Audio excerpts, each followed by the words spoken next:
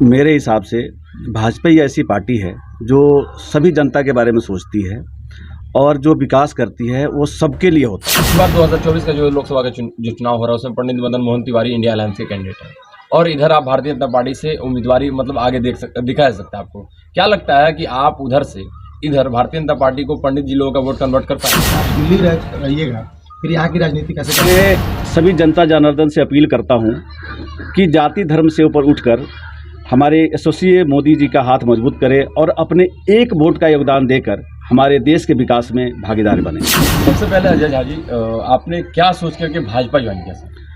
Sir, मेरे हिसाब से भाजपा ही ऐसी पार्टी है जो सभी जनता के बारे में सोचती है और जो विकास करती है वो सबके लिए होता है। किसी पार्टिकुलर जाति धर्म के लिए ये विकास नहीं करती, ये सबके लिए समग्र विकास करती है।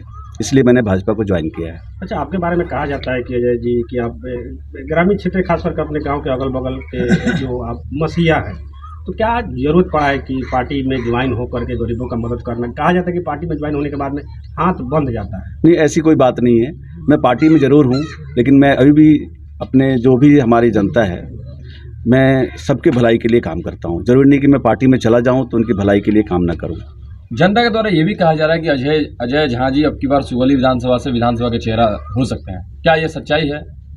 क्या हो सकता है? इस बार 2024 का जो लोकसभा का जो चुनाव हो रहा है उसमें पंडित मदन मोहन तिवारी इंडिया अलायंस के कैंडिडेट हैं और इधर आप भारतीय जनता पार्टी से उम्मीदवारी मतलब आगे दिखा जा सकता है। आपको क्या लगता है कि आप उधर से इधर भारतीय जनता पार्टी को पंडित जी लोगों का वोट कन्वर्ट कर पाएंगे?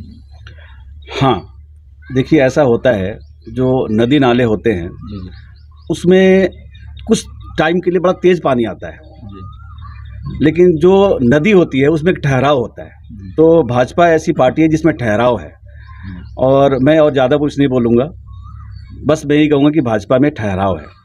अच्छा, ये भी कहा जा रहा है आपके बारे में, जैसे आपने जो चाहा ग्रामीण गाँव वालों के लिए वो आपने पूरा कर दिया।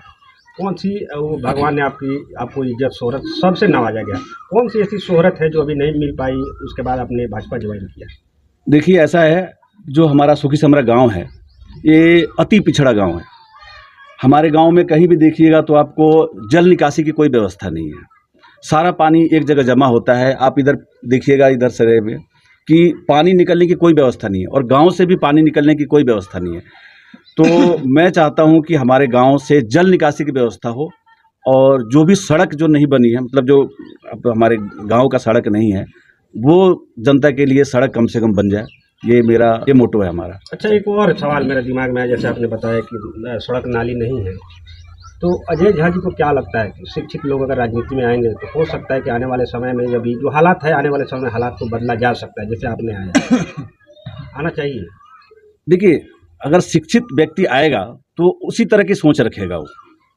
वो पहले खुद अपना न कमा के पहले लोगों की भलाई के बारे में सोचेगा। तो मैं तो यही कहूँगा कि शिक्षित व्यक्ति को राजनीति में जरूर आना चाहिए ताकि स्वच्छ समाज का निर्माण हो सके। पिछली बार आप पंचायती चुनाव में बहुत कम मार्जिन से मतलब हार चुके।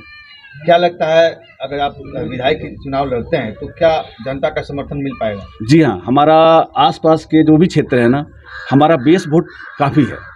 जो भी इधर आसपास के जो भी हमारे पंचायत के या दूसरे पंचायत के भी जो जनता है वो हमारा बेस वोट है। तो अगर मैं चुनाव में खड़ा होता हूँ तो जो बेस वोट है वो हमारे काम आएगा। नेताजी, मैं एक बार बताना चाहूँगा कि आप दिल्ली रहिएगा, फिर यहाँ की राजनीति कैसे कर पाएंगे? हाँ, ये आपका सवाल बहुत अच्छा है। इलेक्शन के टाइम के बाद से मैं गांव में रहना शुरू कर दूंगा। जीतने के बाद? हाँ जी, हाँ जी। कई दफ़ा ऐसा होता है कि नेताजी कहते हैं कि हाँ, घर पे रह कर मैं सेवा देना शुरू कर दूंगा, लेकिन ऐसा भी देखने को मिलता है कि जब जीत गए तो फिर गांव वालों को कौन पूछता है? नहीं, मैं पहले ही से समाज के लिए काम कर रहा हूँ, तो मैं आगे भी समाज के लिए ही काम करता रहूँगा। अजय झा जी के पास पैसा का कोई कमी नहीं है, जैसे बताया जाता है। तो अजय झा जी नेम फेम के लिए चुनाव लड़ रहे हैं या विकास के लिए? विकास के लिए। ज़्यादातर देखा जाता है कि नेता बनने के बाद 100 गुना से भी ज़्यादा उछाल होता है संपत्ति में। तो आपके पास तो पहले से ही संपत्ति मौजूद है, फिर भी आप काहे के लिए सब कर रहे हैं? मैं समाज के विकास के लिए कर रहा हूँ। अंततः जो तमाम दर्शक देख रहे हो, खासतौर से आपके सुगौली विधानसभा के रहने वाले, उन लोगों से क्या कहना चाहेंगे साहब? सुगौली विधानसभा क्षेत्र हमारा काफ़ी बाढ़ प्रभावित क्षेत्र है। जी।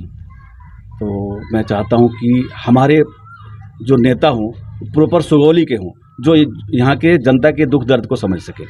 हमारा जो नेता होता है कभी बाहर का होता है, कभी उधर, जो इधर मतलब इस क्षेत्र का नहीं होता है, तो इस क्षेत्र के जो दुख दर्द है उसको नहीं समझ पाता है। तो मैं चाहता हूँ कि जो भी यहाँ से चुनाव लड़े वो लोकल हो। रोड, बिजली तो काफ़ी लोग विकास करते हैं। यदि आप जीतते हैं तो आप दिल्ली में रहते होंगे, देखते होंगे कि बिहारी लोग कैसे जा कर के वहाँ मजदूरी करते हैं, लोहा ढोते हैं। अगर आप जीतते हैं तो क्या इस क्षेत्र में किसी कंपनी को लाने का प्रयास कीजिएगा? जी हाँ, मैं रोज़गार सृजन के लिए ज़रूर कोई ना कोई व्यवस्था करूँगा।